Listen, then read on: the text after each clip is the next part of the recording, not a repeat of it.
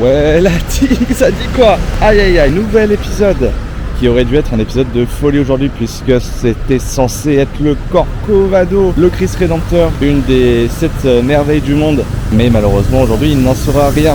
En gros, je me suis levé ce matin 6h pour voilà, me préparer un petit peu et être prêt à l'embarquement du train aujourd'hui à 7h30.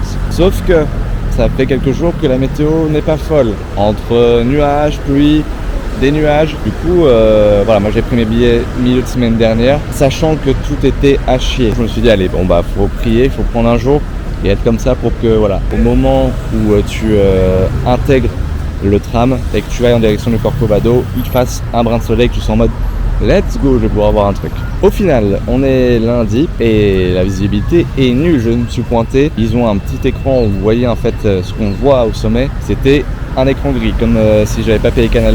La même chose, voilà, directement, du gris, pas très intéressant. Plus, avec les conditions météo, le train ne fonctionne pas, voilà. Ça, c'est toujours un plaisir de commencer la semaine par une belle clim. J'ai reprogrammé à demain, puisque demain c'est à peu près la même merde, mais sur la météo Apple, en laquelle je fais une entière confiance, voilà, faut le dire, bravo Apple quand c'est bien fait. Sur la météo Apple, ils nous disent que, à ce qui paraît, mais vraiment, à ce qui paraît, il y aurait du soleil entre 7h30 et 10h. Boum, je me reprogramme ça demain, 8h, même bail, quel bail, même délire. Suivez-moi dans ce voyage de la loose, hein, on continue. Yo la team, nouvelle journée et on est de retour au même endroit. Il est présentement 8h du matin, il fait beau comme vous pouvez le voir. Regardez-moi ça, regardez-moi ce temps magnifique, ce beau ciel bleu. On va retenter notre chance pour le Corcovado, mais vous voyez bien qu'il y a un souci, il y a beaucoup de monde. Est-ce que tous ces gens ont un billet? Oui. Est-ce que le train est là? Oui. Mais est-ce que le train fonctionne? Oui. Ça, je t'aurais dit Bélec. Du coup, le plan est le suivant. Ce matin, c'est pas Corcovado, c'est pain de sucre.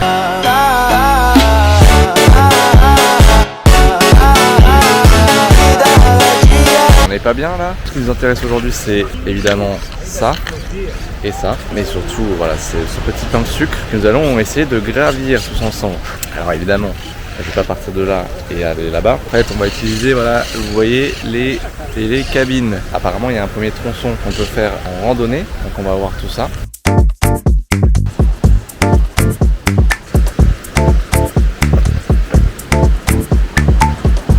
Ah, c'est pas un boa ça.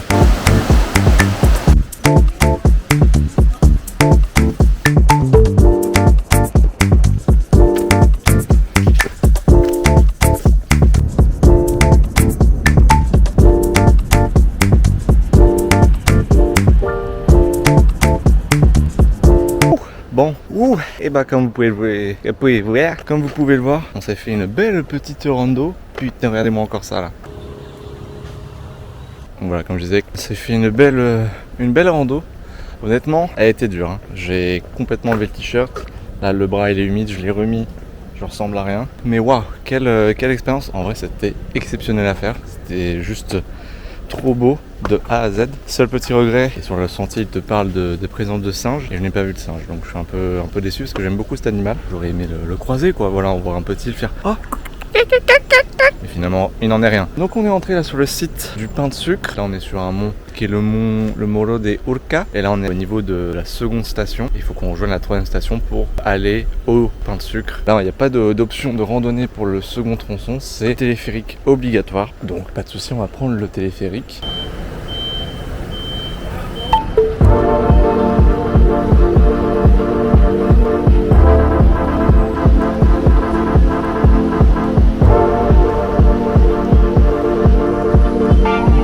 Soleil en pleine gueule.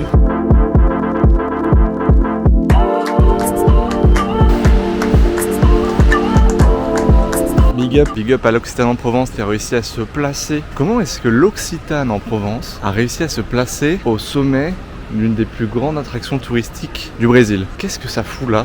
Ouais, mais pourquoi faire? Oh le Bandinho! Bandinho, hein, vous le savez, Santa Teresa, si vous suivez un petit peu le Brésil, avec une petite pub pour Miraculous, et ben on est bien dans la merde, le capitalisme. Voilà, jusqu'au bout. Ladybug everywhere. Aquí tem borogodo. Les petits poivrons, j'imagine.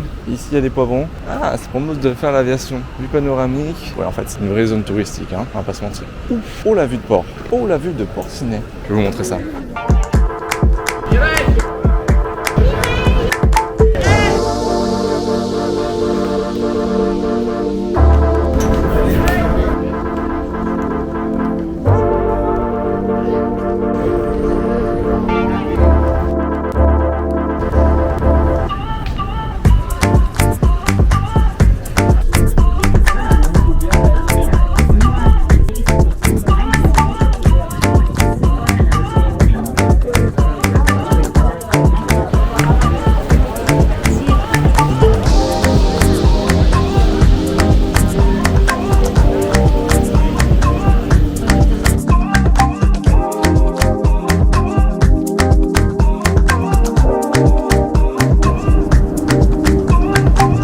l'équipe, c'est la fin de ce petit passage au Pau de Açúcar. Ça a été une claque exceptionnelle. Je recommande vivement à toute personne qui est de passage à Rio. C'est dans le top tier des choses à faire, mais ça vaut vraiment le coup de le faire. Il fait un grand soleil là comme ça. C'est juste magnifique. Vous avez la vue sur les différentes baies et versants de Rio. Tous les points de vue sont magnifiques. Et quand vous êtes plein soleil comme ça rend encore tout plus beau que ça ne l'est déjà.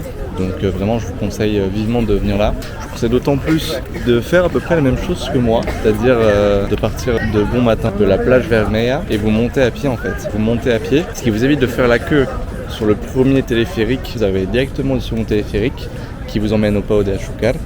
Et là, à partir de là, vous vous régalez. Honnêtement, il commence à y avoir pas mal de monde, full-up de monde, comme on dit chez moi. C'est le bon spot avant 9h30, 10h. La suite, c'est le Corcovado. Vous le voyez peut-être, il est juste en face de nous, sur le versant opposé. Il est au sommet de cette petite... voilà, il est juste là, au sommet de cette petite colline. Et donc, on va essayer d'aller voir ce qui se trame de ce côté-là aussi. Oh, je suis de retour au point de départ de ce matin, c'est-à-dire le... Voilà, bon, taxi qui me salue, c'est vraiment une famille, hein, une grande famille de Brésil.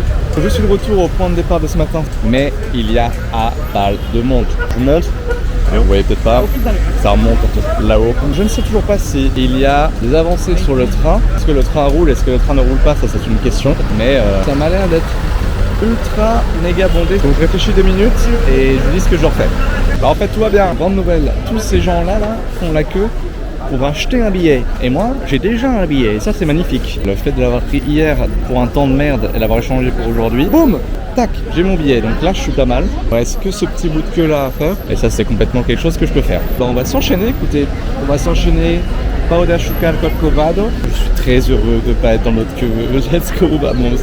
Je l'aurais dit. En vrai, je t'aurais dit Belek si c'était la file d'attente pour entrer. Mais là, ça va le faire. J'espère être dans le prochain train, peut-être, maybe. Je sais pas à quel point.